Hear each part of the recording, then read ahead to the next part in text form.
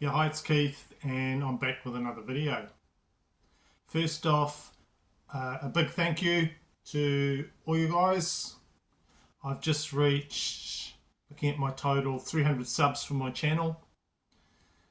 Thank you for everyone that watches my videos and likes and subscribes. That's why I keep doing these. I just hope to, all I do is just like show a bit of knowledge of music and just show you what I'm listening to. So hopefully you'll continue to enjoy what I'm doing. And if you do, then I'll keep doing it. So I have some metal, a little bit of metal to talk about, and then most of the rest of this is non-metal rock stuff that I've additions to my collection. I did go to see Metallica live in Auckland City. Now that was a bit of a fluke. It was a sold out show, and I just happened to be looking at something on my computer. I don't know what it was, and then I got a little thing at the top saying Metallica show. So I clicked on it just by chance, and they just put some more tickets on for the show, which was a sold out show. So I jumped at it. I was going to take both my sons, but one of them had an exam that particular day, so he could not go, and he was really pissed off, I can tell you that. So the other son, he got to take a friend, and we drove to the concert. Highlights for me would have to be them playing Harvester of Sorrow from Justice. I really was looking forward to them doing some songs from Justice, and they did that, and they did one, which was cool. They also did from another album I like, which is the Hardwired album. They did Moth into the Flame, which went down well with me. And of course, in the mix, you've got all them big Metallica classics. Master, of course, was fantastic to hear. The first song was Creeping Death, which I love that song, so happy. And then For Whom the Bell Tolls, so there was plenty of good music, and just had a great time. The only thing that sucked for me was like the 4 hour drive home, which was, oh my god, I gave up the will to live after being in the car for 4 hours plus drive. And, traffic jams just totally suck. So I'll just show you one metal album, and then I'll get into all the nerdy record collecting stuff.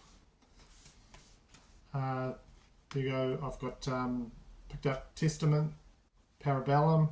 So this came out on Nuclear Blast. Surprisingly heavy record from these guys. The band really sound like they're ready to cause some havoc with this album. So some of the vocals are harsh. Quite a few clean vocals as well from Chuck Billy. Really good range of songs on here is one of the first things I noticed. There's even a few slower progressive type stuff on here, like the song Meant to Be. There. I don't know yet, but this could make my end of year list if I continue to give it the amount of plays I've been giving it so far. I'll show you the vinyl. There you go. Copper coloured vinyl.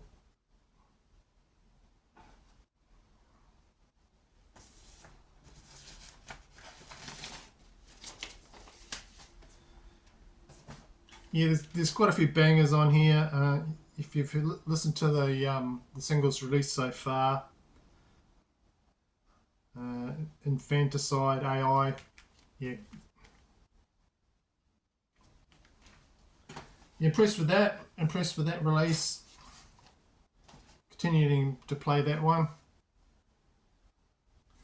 Next up is, of course, I grew up with this band, Van Halen.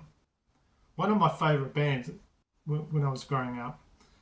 And I was interested, of course, in whatever Eddie Van Halen's son, Wolfgang, was any project he's involved. I'm interested in. I give it a listen.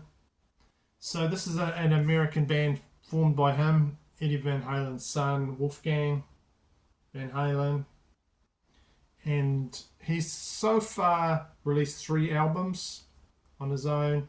The first was called Mammoth, WVH, Wolfgang Van Halen.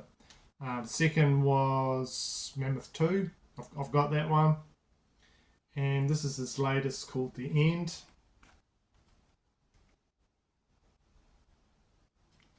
First off, sound-wise, it's terrific. Yeah, Wolfgang does the vocals and the guitars and the bass and the drums and the piano. There he is there. Just an incredible musician. I love the video for the song there, The End.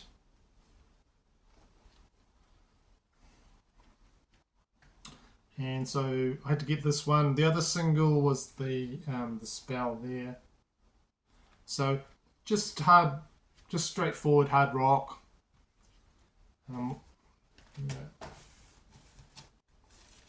With sort of metal touches on it. You know, you got the big guitar sound, which is great.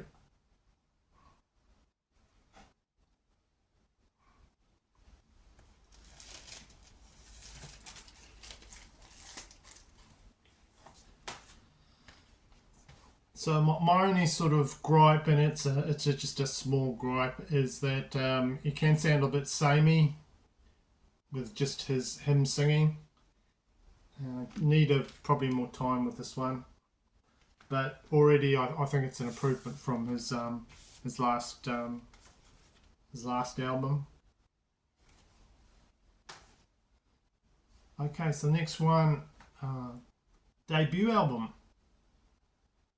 And so far, this is the only album from this band. And the band is called Mirador. This was formed only last year. Formed by Jake Kiska. Now, if you don't know him, he is the guitarist from Greta Van Fleet. Now, I've seen him play live, and with the band, his main job, Greta Van Fleet band, and I have to say he nails that 70s blues bass guitar sound. He has when you see him, he's got his shirt open like there. He's doing the whole Jimmy Page thing. He's leaning back on the guitar and total rock star pose. He's got that down perfect. Yeah. So if you're not hugely interested in Greta Van Fleet, for whatever reason, you might not like the vocals of his brother Sam. There's another vocalist on here. It's got the same sort of Greta Van Fleet guitar on it, but it's got another vocalist, and that is Chris Turpin, and he's from the band Item A, a band I've not heard of before. You've got an insert in here. Nothing too spectacular on the insert, but I will show you what came with it. I got an autographed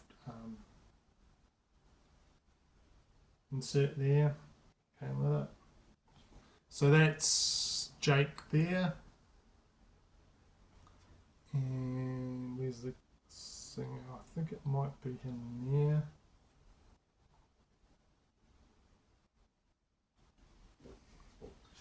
So that was a great album to listen to.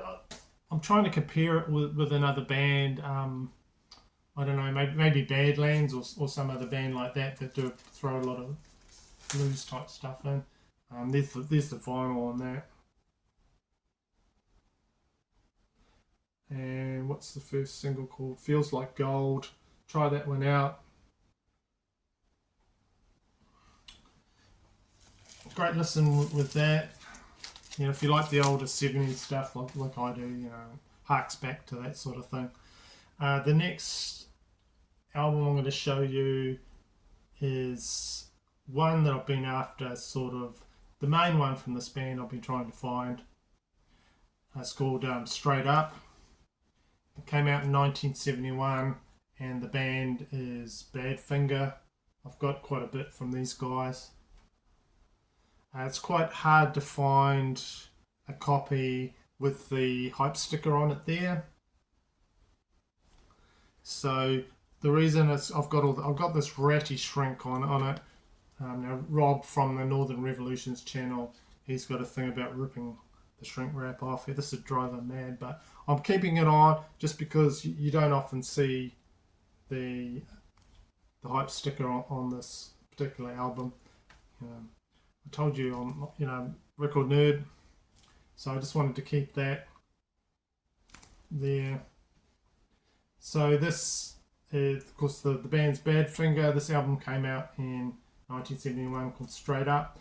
A song from this album here, Baby Blue, this became really popular again in 2013 after it was included in the final episode of the US TV series Breaking Bad. So this is on the Apple label, the Beatles Apple label. This is in really good condition. I was a bit hesitant to buy it because I thought it might be beat up from this place I bought it from, but when it arrived it's just got a few marks on it, but really good condition for its age. So I was really happy to get that because I've got quite a few of this band. I do like this band. So there are some strong singles on here. Another song that I knew of was Day After Day. That's probably one that I knew the best from this band. Another one on here is Name of the Game. So apart from that Beatles label connection I was telling you about, there are some other Beatles connections with this album. It was actually produced by George Harrison, and he did some guitar work as well as helping with the production. So if you're like a Beatles fan, you'd listen to all the Beatles records over and over again. You know, if you hear Yesterday one more time, you'll probably go mad. Try this album. It's very Beatles influenced, and George has got his hands all over this one with the production, like I was saying. So you give that one a go. The next thing, speaking of George Harrison, this is like a minor thing I have that's a bit annoying for me. It was like there was the supergroup. I'm talking about the supergroup, the travelling Wilburys, which you couldn't escape at a certain time. That was all over music channels and everything at the time. Of course, you've got Bob Dylan there, Tom Petty, Jeff Lynne, Roy Orbison on this one. This is the first one. I've got that one, and this is what's known as their third album. I think they're trying to be funny there with saying it's their third album when it's their second album.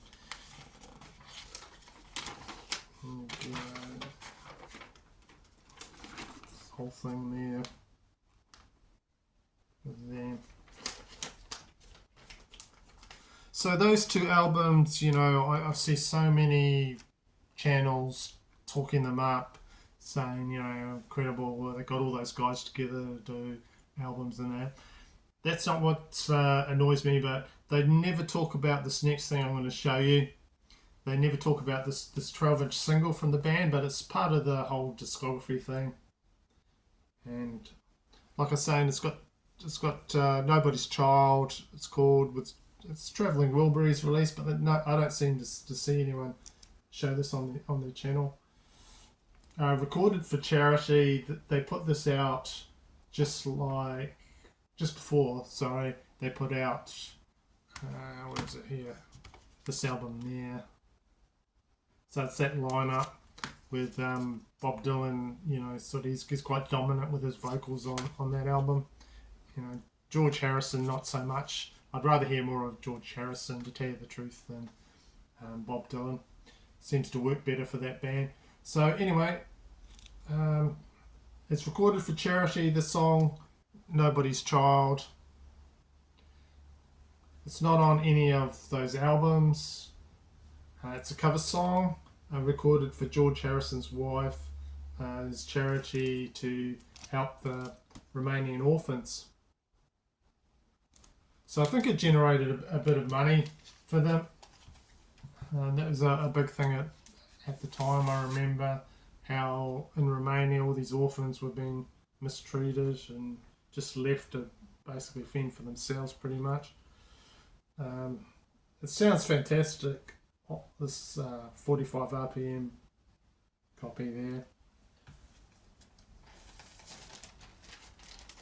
So yeah, I just picked that up really cheap on my way up to Auckland when I was going to Metallica concert. I just saw that there. I had it on 7-inch, but I could never find it when I went looking for it. So picked that one up, and just so I could show you and say, if you see videos showing these, there is another release. Yeah.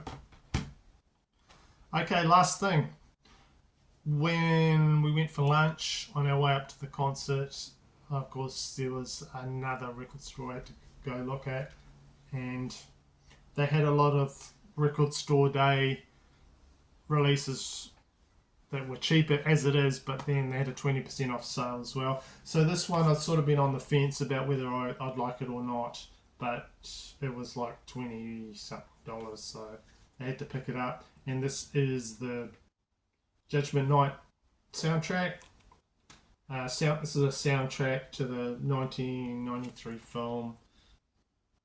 I think I've seen it. I might have seen it. So every song on here is like a collaboration between rock, metal, and hip hop artists.